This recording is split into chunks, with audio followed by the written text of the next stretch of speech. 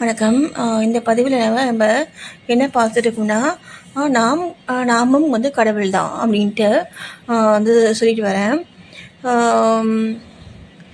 இப்போது மேலே வந்து இந்த பிச்சை போட்டிருக்காங்க. அதெல்லாம் வந்து பார்த்திங்கன்னா ஐந்தறிவு ஜீவராசிகள்.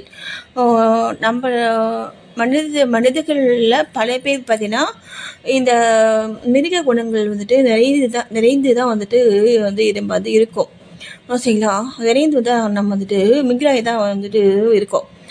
புலி மாதிரி சில பேர் வந்துட்டு இருக்கும், சிறுத்தை மாதிரி சில பேர் இருக்கும், அதே மாதிரி நரி மாதிரி சில பேர் இருக்கும். சரிங்களா, என்ன குணங்கள் சரிங்களாங்க, அந்த மாதிரி குணங்கள். இப்போது இந்த மாதிரியான குணங்களோடு நம்ம வந்து செயல்படுறதுனால நம்மளால் கடவுள் நிலைக்கு நம்ம போக முடியாது. சரிங்களா, மனித அறிவுங்கிறது பார்த்தீங்கன்னா நமக்கு பகுத்தறிவு வந்து இந்த இந்த மிருகங்களுக்குலாம் வந்துட்டு இல்லாத அறிவு தான் நமக்கு பகுத்தறிவு. சரிங்களா, அந்த பகுத்தறிவு கொண்டு நம்ம எது நல்லது எது கெட்டது அப்படிங்கிறத நம்ம யோசித்து தான் நம்ம வந்துட்டு ஒரு காரியத்தை நம்ம வந்து செயல்படணும். சரிங்களா, நம்மளால் வந்துட்டு பிற உயிர்களுக்கு வந்துட்டு தீங்கு வந்து வரக்கூடாது. சரிங்களா, அப்போது வந்து எங்கள் தம்பிக்கு வந்துட்டு ஒரு 9th படிக்குது. இன்றைக்கி வந்து பார்த்திங்கன்னா எனக்கு வந்துட்டு உடம்பு வந்து சரியில்லை. சரிங்களா, உடம்பு வந்து சரியில்லை. அதனால் எங்கள் தம்பிக்கு வந்துட்டு சாப்பாடு கேட்டுச்சு. நான் உனக்கு வந்து கொஞ்சம் டயர்டாக இருக்குது தம்பி, கொஞ்சம் வெயிட் பண்ணு அப்படின்னு சொன்னேன்.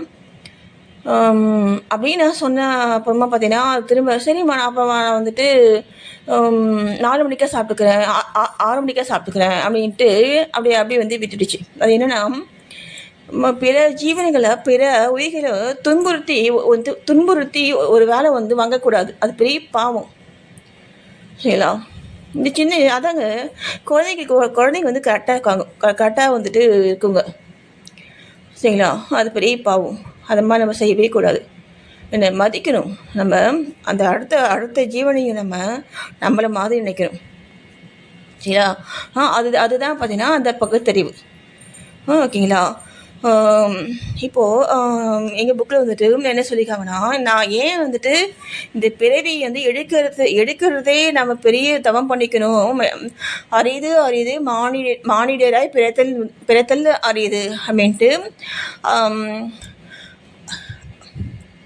அவையை வந்து சொல்லியிருக்காங்க இல்லைங்களா. அது ஏன் தெரியுங்களா, இங்கே பாருங்கள், இங்கே சொல்கிறாங்க பாருங்கள். தொன்மை மனத்தாலும் பன்மை மனத்தாலும், புரியுங்களா. தொன்மை மலம்னா வந்துட்டு அழுக்குகள் கெட்ட விஷயங்கள். மலம் அப்படின்னா அழுக்கு, கெட்ட விஷயங்கள், கெடுதல்கள். சரிங்களா, தொன்மை மனத்தாலும் பன்மை மனத்தாலும் ஆருயிர் தன்னை செறியும் அறிவு வடிவென்று அறியாதிருந்தது. புரியுதுங்களா. ஆருயிர் தன்னை செறியும்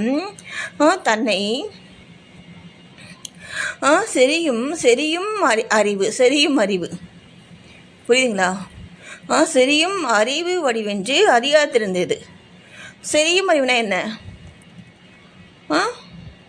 அறிவு வந்து விருத்தியாகிட்டே, நம்ம வந்து விருத்தி பண்ணிகிட்டே போயிடலாம். யாரால்?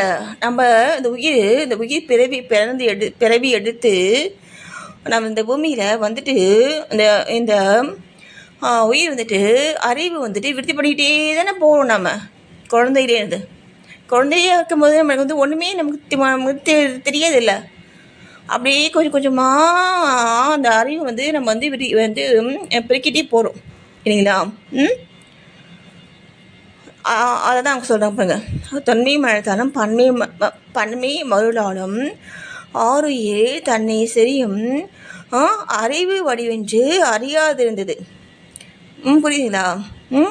நாம் அறிவு அப்படிங்கிறத அதை வந்துட்டு அறியாது. ஏன் அப்படின்னா அந்த தொன்மை மலம், அதே பன்மை மலம், அதை வந்துட்டு என்ன அப்படின்னா கர்மாக்கள். சரிங்களா, அந்த கர்மாக்கள் அதெல்லாம் வந்து அவங்க வந்துட்டு அந்த மாதிரி சொல்கிறாங்க. ஓகேவா. அப்புறம் பார்த்தீங்கன்னா உயிர்கள்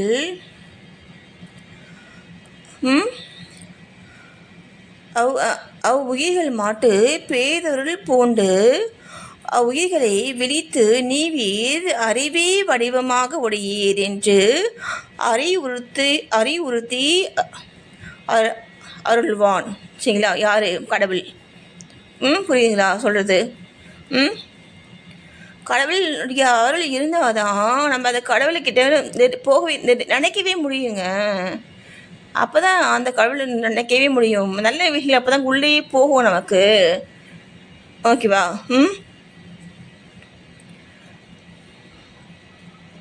இப்போது தொன்மை சார்பால் அறிவு விளங்காதிருந்தீர். தொன்மை சார்பால் அறிவு விளங்காது இருந்தீர். பின் மாயை சார்பால் மருள் கொண்டு திருடாதிருந்தீர். புரியுதுங்களா சொல்கிறது? தொன்மை சார்பால் அறிவு விளங்காது இருந்தீர். அப்புறம் பார்த்தீங்கன்னா மாயை சார்பாலும் மருள் கொண்டு திருடாதிருந்தீர். ஓகேங்களா? அடுத்தது சிவம் அறிவிக்க யானாகிய உயிர்.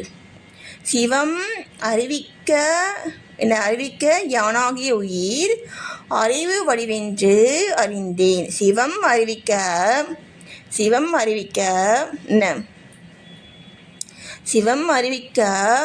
ஆணாகிய உயிர்னா என்ன? சிவமாகவே ஆன உயிர் நம்ம என்ன? இந்த சிவம் சொல்லும் பொழுது தான் நம்மளும் ஆமாம் நம்மளும் சிவம் தான் அப்படின்ட்டு நமக்கு தெரியுது. அப்போது யார் சொல்லணும்? நமக்கு அந்த சிவத்துடைய அருள் வேணுங்க. நமக்கு கடவுளை நினைக்கணும் அப்படின்னாலே இந்த கடவுளுடைய அருள் வேணும். இருந்தால் மட்டும்தான் நம்மளால் அதை நினைக்கவே முடியும். ஓகேவா?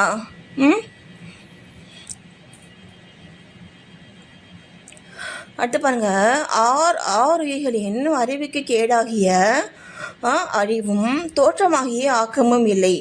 நான் ஃபஸ்ட்டே சொல்லியிருக்கேன். உயிர்களுடைய அறிவுக்கு கேடாகிய அறிவும். உயிர்கள் அழிக்கவும் முடியாது, ஆக்கவும் முடியாது. ஓகேங்களா? உயிருக்கு அறிவும் கிடையாது, ஆக்கமும் கிடையாது. அது நான் அதெல்லாம் நான் ஃபஸ்ட்டே சொல்லிட்டேன். நம்மளுடைய நன்மைக்காக தான் இத்தனை பேர் இருக்காங்க. இந்த மகான்கள், இத்தனை கோயில்கள், இத்தனை மதங்கள், இது எல்லாமே எப்படியாவது நம்மளை நற்கதி அடைய வைக்கணும் அப்படிங்கிற ஒரே நோக்கத்துக்காக மட்டும்தான் இருக்காங்க. சரிங்களா? அப்படி இல்லைன்னா நம்ம அந்த அப்படிங்கிற கிடங்களே தான் நம்ம அப்படி கட்டுன்ட்டு அமிழ்ந்து கிடப்போம். அமிழ்ந்து கிடப்போம்னா என்ன? அமிழ்ந்து கிடப்போம்னா என்ன? புதையுண்டு அப்படியே அமிழ்ந்து கிடப்போம் நம்ம. சரிங்களா? என்ன? ஆனால் இந்த பிறவியை நம்ம வீணாக்கவே கூடாது. ஓகேங்களா? என்ன? அடுத்து பாருங்க, சிற்றறிவுள்ள உயிர்களுக்கு முற்றறிவுள்ள சிவமே நிலைத்த சார்பாகும், வேறு சார்பில்லை. ஓகேவா? புரியுதுங்களா? நமக்குள்ளது சிற்றறிவு. சரிங்களா? அந்த சிற்றறிவு உள்ள உயிர்களுக்கு முற்றறிவு என்னது? முதிர்ந்த அறிவு. சரிங்களா? முதிர்ந்த அறிவு. என்ன? கடவுள் மாதிரிலாம் நம்மளால செயல்பட முடியாதுங்க. கடவுளுங்கிறது அது பெரிய ஆற்றல், பெரிய சக்தி. இந்த சுனாமியெல்லாம் வருது பார்த்தீங்களா?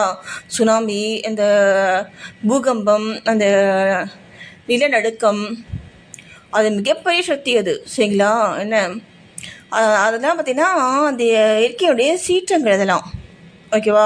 அந்த அந்த அந்த அளவுக்கு இருக்கும். அந்த மாதிரியான சக்தி அது. ஓகேவா?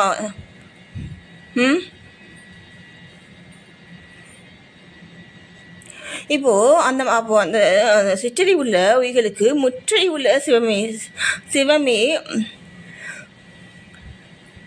நிலைத்த சார்பாகும், வேறு சார்பு இல்லை சொல்கிறாங்க. வேறு யாரையும் நம்ம சார்ந்து இருந்தோம் அப்படின்னா நமக்கு நல்கதி கிடைக்காது. நம்ம சார்ந்து இருக்க வேண்டிய ஒரே ஒரு ஒரு ஒரு விஷயம் ஒரு பொருள் அப்படின்னா ஒரு ஒரு உணர்வு. சரிங்களா? அதெல்லாம் பார்த்திங்கன்னா அந்த கடவுள் மட்டும்தான். ஏன்னா அதுதான் பார்த்திங்கன்னா நிலைத்த சார்பு. புரியுதுங்களா? நீங்கள் கடவுள்கிட்ட இருந்தால் தான் நீங்கள் எப்பவுமே சந்தோஷமாக நம்ம இருக்க முடியும். வேறு எந்த மாதிரி நம்ம செயல்பட்டாலுமே நமக்கு அந்த நிலையான இன்பம் கிடைக்காது. யாருக்கு? இந்த மனித ஆன்மாக்களுக்கு. சரிங்களா? பாருங்க, வேறு சார்பு இல்லை. ம்